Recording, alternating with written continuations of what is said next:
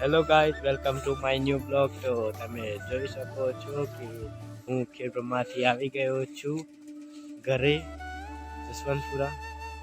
અને અહીંયા આવીને અમે જોયું કે મકાઈમાં ઈયળ પણ પડેલી હતી, તો દવા છોટી દીધી હતી અને ઘાસ ઘણું થઈ ગયું છે. તમે જુઓ, તમને બતાવીએ, ઘાસ મકાઈમાં વધારે થઈ ગયેલું છે. તમને બતાવીએ, આ તમે જુઓ, દવા પણ છોટી, પણ તો એ અમુક આ પીલું થયું છે.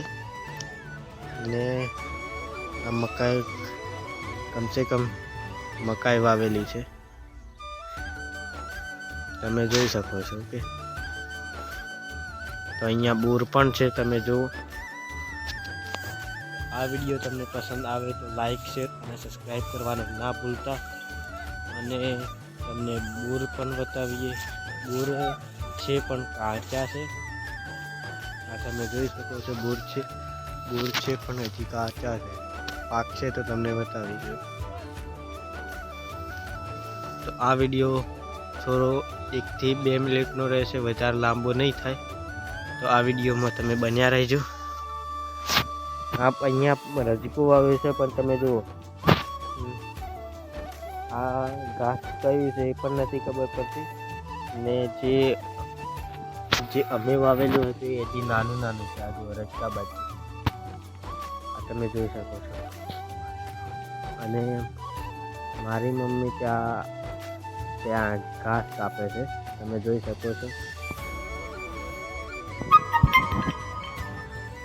આ તમે જોઈ શકો છો, અહીંયા પાણી વળ્યું નથી, એટલે અહીંયા સુકાવા લાગ્યો છે રજકું.